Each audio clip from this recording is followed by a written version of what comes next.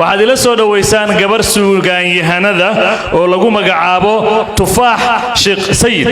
duulanka reer xayle idriskan soo raacay dirku soo dirkii maaha sawduga gashalay maaha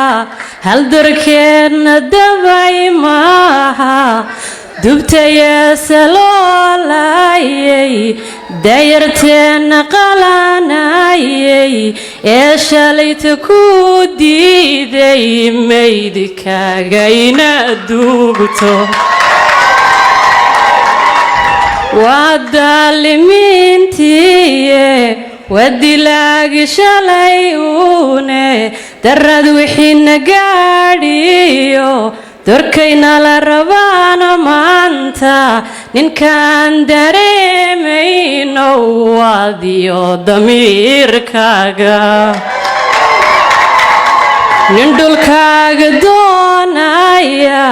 dahabkiisa inuu boobo oo daldelay xigaalkaaga oo dabina ku qolay bal damiir xumaantiisa ninka yidhi ana u doodi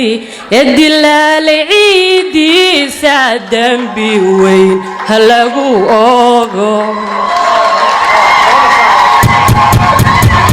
dad baa waayay ubadkooda iyo duunya iyo maalba oo lamoor duugaye daalimkii falkaa geystay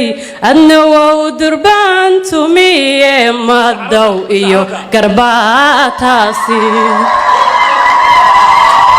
imisaa duqaydeenna laga qaatay dumarkooda oo la duugay sharafteena daala dhici gaadhay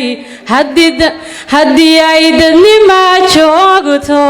durba lama hilmaameene maxaa helay dareenkeena diricdiyo barbaarteena ubixii istilahayay ee labada daamoodba iyaguun isdooxayay maydkii lagu duldhaanteeyey durba lama hilmaameene dib u eega taariikhda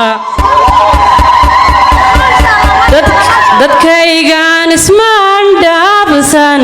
ee midibadaan aaday iyo daalka naga muuqda waa mid maan ku diidayo eeg duruufta nagu xeeran dumarkii carruurteenna dibxun baa ku taal maanta dayn haydin gargaarasho ee danta guud wadaxayta danta guud wadaxayta aad baan idin salaamayaa midnimo ayaan idinku dardaaraya assalaamu calaykum ما شاء الله إنه بعالمتي والله ما شاء الله والله الدولة بابتها